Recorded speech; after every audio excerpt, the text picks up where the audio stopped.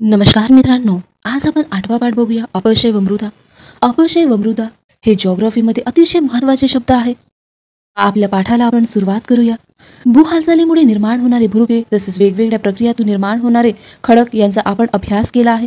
खडकांचे स्वरूप कायम टिकून राहत नाही, हे लक्षात घ्या. खडकांचे स्वरूप कायम टिकून राहत नाही, त्यात सातत्याने बदल होत असतो. हा बदल अपक्षय व अपक्षरण या प्रक्रियेद्वारे होत असतो, हे सुद्धा लक्षात घ्या. बदल कशामुळे होतो तर अपक्षय व अपक्षरण या प्रक्रियेद्वारे.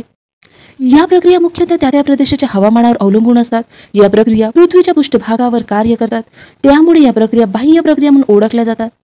इथे बघा, बाह्य प्रक्रिया म्हणून का ओळखल्या जातात? कारण ते पृथ्वीच्या पृष्ठभागावर कार्य करतात. या पाठात आपण अपक्षयामुळे खडकाचे विघटन कसे होते व त्यापासून मृदा कशी निर्माण होते हे पाहणार आहोत. पाठाच्या शेवटी काही शब्दाचे अर्थ दिले आहे.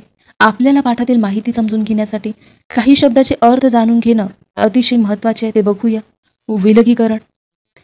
एकसंध खडकातील कण एकमेकापासून सुटे होणे म्हणजे विलगीकरण होय, हे लक्षातच ठेवा. विलगीकरण म्हणजे काय तर एकसंध खडकातील कण एकमेकापासून सुटे होणे. विलगीकरण ही कायिक अपक्षय प्रक्रिया आहे. यामध्ये हवामानाचा विशेषतः तापमानाचा परिणाम दिसून येतो. तुम्ही फक्त एवढंच लक्षात ठेवा, विलगीकरण हा शब्द खूपदा आला आहे. एकसंध खडकातील कण एकमेकापासून सुटे होणे म्हणजे विलगीकरण. अपक्षय म्हणजे काय हे बघूया. खडकांचे विलगीकरण किंवा विघटन घडवून आणण्याच्या प्रक्रियेस अपक्षय म्हणतात, हे लक्षात राहू द्या. अपक्षय म्हणजे काय तर खडकाचे विलगीकरण किंवा विघटन घडवून आणण्याच्या प्रक्रियेस अपक्षय म्हणतात. अपक्षरण बघूया. अपक्षरण म्हणजे झिजणे, हे लक्षात राहू द्या. अपक्षरण म्हणजे झिजणे, एकच शब्द आहे, लक्षात राहून जाणार. अपक्षरण बघूया. अपक्षरण म्हणजे झिजणे. झीज होण्यात घर्षण अपेक्षित असते. बर्फ, पाणी, वारा यांचे खडकांवरून वाहताना खडकांशी घर्षण होते व खडक झिजतात. यालाच अपक्षरण असे म्हणतात. नदी, वारा, सागरी लाटा आणि भूजल यांच्या मार्फत अपक्षरण घडून येते, म्हणून यांना अपक्षरणाची कारके म्हणतात. बघा, अपक्षरण म्हणजे झिजणे, एवढंच लक्षात राहू द्या. समोर बघूया. विघटन बघूया. कोणत्याही पदार्थातील घटक वेगळे होणे व कुजणे, हे लक्षातच राहू द्या. विघटन म्हणजे काय? कोणत्याही पदार्थातील घटक वेगळे होणे व कुजणे. सेंद्रिय किंवा असेंद्रिय अशा सर्व पदार्थाचे विघटन होत असते. विघटन ही रासायनिक अपक्षय प्रक्रिया आहे. वेगवेगळ्या खनिजे ही 2 किंवा अधिक मूलद्रव्याची संयुगे असतात. ही संघटित असलेली मूलद्रव्ये रासायनिक प्रक्रियेतून एकमेकापासून स्वतंत्र होणे म्हणजे विघटन होय, हे लक्षात घ्या. विघटन म्हणजे ही संघटित असलेली मूलद्रव्ये रासायनिक प्रक्रियेतून एकमेकापासून स्वतंत्र होणे म्हणजे विघटन होय. आपल्या पाठाकडे वळूया. अपक्षय बघूया. भूपृष्ठावरील खडकांवर हवामानाचा परिणाम होऊन ते फुटतात व त्यांचा भुगा होतो, म्हणजेच खडकातील कणांचे विलगीकरण होते. खडकातील काही अंश पाण्यात विरघळल्याने किंवा हवेतील आर्द्रतेमुळे खडकातील खनिजांवर रासायनिक प्रक्रिया होऊन खडक ठिसूळ बनतात व ते कालांतराने फुटतात, म्हणजेच खडकांचे विघटन होते. अशा प्रकारे मूळ खडकांचे विलगीकरण किंवा विघटन होण्याच्या प्रक्रियेला अपक्षय असे म्हणतात. या ठिकाणी अपक्षय म्हणजे दिला, हे लक्षात घ्या. अपक्षय म्हणजे काय तर खडकांचे विलगीकरण किंवा विघटन होण्याच्या प्रक्रियेला अपक्षय असे म्हणतात. खडकांच्या गुणधर्मावरही अपक्षय अवलंबून असतो. अपक्षय प्रक्रियेची तीव्रता, खडकातील वेगवेगळी खनिजे, खडकांचा एकसंधपणा, सच्छिद्रता, यात असलेली जोड या सर्वांवर अवलंबून असते. त्याचबरोबर हवामानाचाही या प्रक्रियेवर मोठ्या प्रमाणात प्रभाव होतो. अपक्षय प्रक्रियेचे कायिक व रासायनिक असे 2 प्रमुख प्रकार आहेत. कायिक प्रक्रियेत खडकाचे मुख्यतः विलगीकरण घडून येते, तर रासायनिक प्रक्रियेमुळे खडकांचे विघटन होते. या ठिकाणी बघा, तापमानामुळे होणारे कायिक अपक्षय दिला आहे. हे आकृतीमध्ये बघा, इथे लिहिलं आहे. तापमानातील फरकामुळे खडक तडकतात व फुटतात. याचा आकार बघा, याचा आकार असा कसा झाला असेल, तापमानामुळे हे तडकला असेल किंवा फुटला असेल, त्यामुळे असा आकार झाला असेल. याचा कायिक अपक्षय बघूया. दिवसभरातल्या वाढत्या तापमानाचा खडकातील खनिजावर परिणाम होऊन ते प्रसरण पावतात व रात्री तापमान कमी होत गेले की आकुंचन पावतात. ही क्रिया सतत घडत गेल्याने खडकात ताण निर्माण होऊन कण विलग होतात व खडक फुटतात. आकृती 8.1 पहा. खडकाचे भाग विलग होणे म्हणजे कायिक अपक्षय होय. दैनिक तापमान कक्षा जास्त असणाऱ्या वाळवंटी प्रदेशात ही क्रिया तीव्रतेने झाल्यामुळे कित्येकदा खडक फुटताना मोठाले स्फोट देखील होतात. पावसाचे पाणी खडकात असलेल्या भेगातून झिरपते. ज्या प्रदेशात काही काळ तापमान 0°C पेक्षा कमी असते, अशा प्रदेशात खडकात मुरलेल्या किंवा भेगातून झिरपलेल्या पाण्याचे बर्फात रूपांतर होते. बर्फाला पाण्यापेक्षा जास्त जागा लागते. हे लक्षात घ्या. बर्फाला पाण्यापेक्षा जास्त जागा लागते. ही जागा मिळवताना खडकात ताण निर्माण होऊन खडकाचे विलगीकरण घडून येते. आकृती 8.2 बघा. हे आकृती बघा 8.2. पाण्यामुळे होणारे कायिक अपक्षय. या ठिकाणी बघा भेगेत जमा झालेले पाणी दिले आहे. बघा या ठिकाणी पाण्याच्या घनीभवनाने तयार झालेले बर्फ. इथे बघा पाणी थंड झाल्यामुळे तिथे बर्फ निर्माण झाला आहे आणि विपरीत परिणामामुळे खडक फुटला आहे. बघा समोर बघूया. कित्येक खडकामध्ये तापमान, खडकात मुरलेले पाणी व आर्द्रता यामुळे खडकातील वेगवेगळ्या थरामध्ये आकुंचन, प्रसरण क्रिया कमी जास्त तीव्रतेने होत जाते. यामुळे खडकाच्या बाहेरील थरापासून पापुत्रे सुटे होत जाते. अशा रीतीने होणाऱ्या अपक्षयास अपपर्णन असे म्हणतात. या ठिकाणी बघा अपपर्णन दिला आहे. खडकांचे पापुत्रे होतात हे दिसत आहे बघा. रासायनिक अपक्षय बघूया. खडकामधील खनिजांचे विघटन होणे म्हणजे रासायनिक अपक्षय होय. रासायनिक अपक्षय म्हणजे काय? खडकांमधील खनिजांचे विघटन होणे म्हणजे रासायनिक अपक्षय होय. हे लक्षात राहू द्या. रासायनिक प्रक्रिया पाण्याच्या माध्यमातून होत असतात. त्यामुळे जास्त पावसाच्या प्रदेशात रासायनिक अपक्षयाची क्रिया जलद होते. त्या मानाने अति उष्ण व कोरड्या हवामानाच्या प्रदेशात तसेच बर्फाच्छादित प्रदेशात रासायनिक अपक्षय कमी प्रमाणात घडून येतो. रासायनिक अपक्षय खडकांच्या गुणधर्मावर अवलंबून असतो. खडकातील काही खनिजांची पाण्याबरोबर रासायनिक प्रक्रिया होऊन त्यामध्ये बदल होतो, म्हणजेच खडकाचे विघटन घडून येते व खडकांचे गुणधर्म बदलतात. उदाहरणार्थ वातावरणातील कार्बन डायऑक्साईड पाण्यात विरघळून सौम्य कर्बाम्ल तयार होते. या कर्बाम्लात चुनखड्यातील कॅल्शियम कार्बोनेट सारखे क्षार सहजरित्या विरघळून खडकांचे विघटन होते. पाण्याची किंवा हवेतील बाष्पाची खडकात असलेल्या लोहखनिजावर रासायनिक क्रिया होते. लोह गंजू लागते व लोहयुक्त खडकांचे विघटन होते. या ठिकाणी बघा लोह गंजू लागते हे दिलं आहे.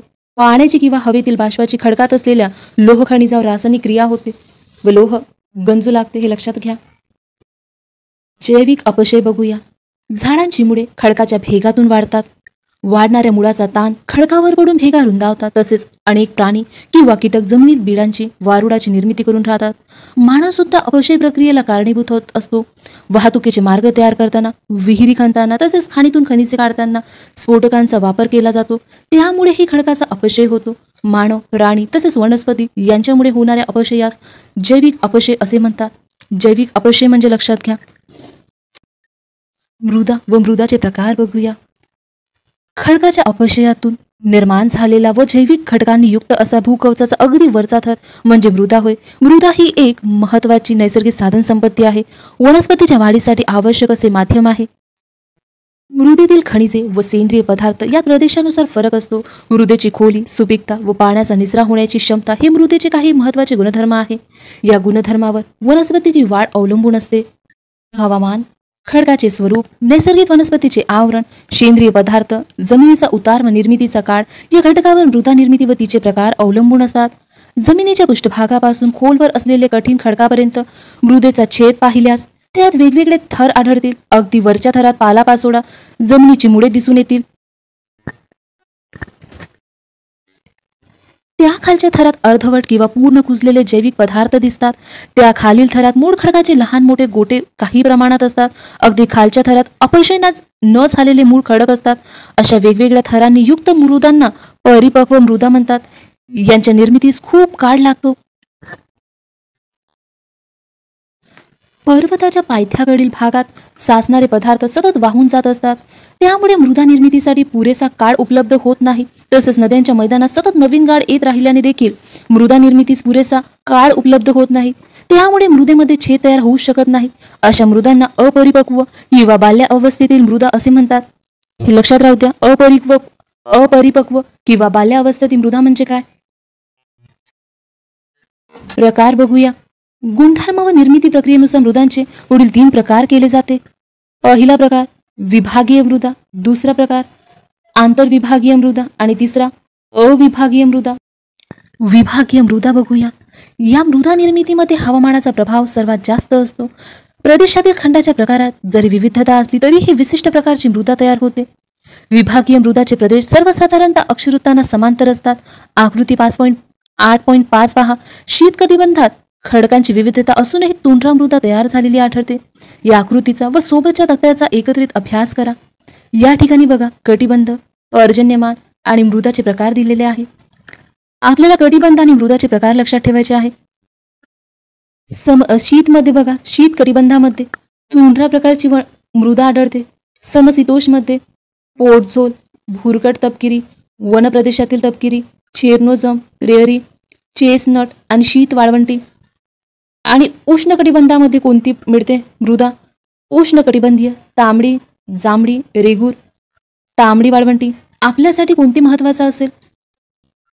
कटिबंध व मृदाचे प्रकार असे जोड्या लावामध्ये आपल्याला विचारल्या जाऊ शकते, म्हणून शीत कटिबंधामध्ये तुंड्रा हे लक्षात राहू द्या. समशीतोष्णमध्ये चेरनोझाईट आणि प्रेअरी. चेरनोझम हे नवीन शब्द आहे आपल्यासाठी, म्हणून विचारल्या जाऊ शकते. आणि चेस्टनट हे लक्षात राहू द्या. उष्णकटिबंधामध्ये तांबडी, जांभळी, रेगूर हे लक्षात राहू द्या. रेगूर मृदा आपल्या भारतामध्ये आढळते. तांबडी आणि जांभळी सुद्धा आपल्या भारतामध्ये आढळते. इथे बघा, वर्षभर भरपूर पर्जन्य असेल तिथे तांबडी आणि जांभळी. आपल्या भारतामध्ये कुठे भरपूर पर्जन्य पडतो? कोकणामध्ये. कोकणामध्ये जांभळी मृदा तुम्हाला आढळणार, हे लक्षात घ्या. समोर बघूया, आंतरविभागीय मृदा बघूया. कोरड्या हवामानाच्या प्रदेशात खडकाच्या प्रकारानुसार स्थानिक पातळीवर वैशिष्ट्यपूर्ण मृदांची निर्मिती होते. महाराष्ट्रातील बेसाल खडकावर तयार झालेली मृदा, तसेच दक्षिण भारतातील ग्रेनाइट व नीस या खडकावर तयार होणारी तांबडी मृदा ही आंतरराष्ट्रीय आंतरविभागीय मृदांची उदाहरणे आहे, हे लक्षात घ्या. महाराष्ट्रातील बेसाल खडकावर तयार झालेली मृदा तसेच दक्षिण भारतातील ग्रेनाइट व नीस या खडकावर तयार होणारी तांबडी मृदा ही आंतरविभागीय मृदांची उदाहरणे आहे. ज्या मृदांमधून पाण्याचा निचरा होत नाही अशा मृदा जलसंपृक्त बनतात. अशा पाणथळ प्रदेशात वनस्पतीजन्य पीठ तयार होते. काश्मीर खोरे किंवा उदगमंडल येथील मृदा या प्रकारात येतात. आंतरविभागीय मृदा स्थानिक पातळीवर तयार होतात, त्यामुळे त्या मर्यादित क्षेत्रात आढळतात, म्हणून सहसा त्यांचे वितरण जागतिक नकाशात दाखवले जात नाही. भूविभागीय मृदा बघूया. पर्वतीय प्रदेशात अपक्षयातून निर्माण होणाऱ्या खडकाच्या लहान लहान कणापासून अशा प्रकारच्या मृदा निर्माण होतात. विविध कणामुळे खडकाचे कण उताराच्या दिशेने सतत वाहून जात असतात. परिणामी मृदा निर्मितीस आवश्यक काळ उपलब्ध होत नाही. परिणामी ते अपरिपक्व राहतात. उदाहरणार्थ हिमालय पर्वताच्या उतारावरील मृदा. नद्यांच्या मैदानात, विशेषतः पूर मैदानात दरवर्षी नवीन गाळ साचतो. येथे मृदा निर्मिती प्रक्रियेला काळ कमी मिळतो व त्यामुळे त्या नेहमी अपरिपक्व राहतात. नद्यांच्या मैदानी भागात गाळ व पाणी उपलब्ध असल्याने तेथील शेतजमीन सुपीक बनते, परंतु मृदा मात्र अपरिपक्व असतात. आकृती 8.5 मध्ये पर्वतीय मृदा दाखवल्या आहे. त्यावरून हे प्रदेश कोणत्या मोठ्या पर्वतांशी निगडीत आहे ते शोधा. या ठिकाणी हा पाठ संपतो. या ठिकाणी आपण रिकामी जागा बघूया. खडकांमधील खनिजांचे विघटन होणे म्हणजे रिकामी जागा, अपक्षय होय. मृदा प्रकारातील रिकामी जागा मृदा बाल्यावस्थेत असतात. तुंड्रा मृदा हे रिकामी जागा प्रकारच्या मृदेचे उदाहरण आहे. अविभागीय. काश्मीर खोऱ्यात रिकामी जागा मृदा आढळते. ह्या तीनही रिकामी जागाचे उत्तर तुम्ही मला कमेंट करून द्यायचे आहे. थोडक्यात माहिती: अपक्षय, अपपर्णन, मृदावतीचे गुणधर्म, जैविक अपक्षयाची क्रिया स्पष्ट करा. मृदा निर्मिती कोणकोणत्या घटकावर अवलंबून असते व मृदेचे प्रकार कोणते. वाळवंटी प्रदेशात कायिक अपक्षय कसा होतो. नद्यांच्या मैदानी प्रदेशात मृदा सुपीक असली तरीही परिपक्व का असते. हा प्रश्न एक लक्षात राहू द्या. आणि हे 3 रिकामी जागा. या ठिकाणी हा पाठ संपतो. आजची माहिती कशी वाटली हे कमेंट करून नक्की सांगा. तुमच्या कमेंट वाचून फार आनंद होतो आणि नवीन लेक्चर बनवण्यासाठी प्रोत्साहन मिळते. चॅनलवर नवीन असाल तुम्ही तर चॅनलला सबस्क्राईब करा, म्हणजेच येणाऱ्या व्हिडिओची नोटिफिकेशन तुम्हाला लगेच मिळत राहील. थँक्यू.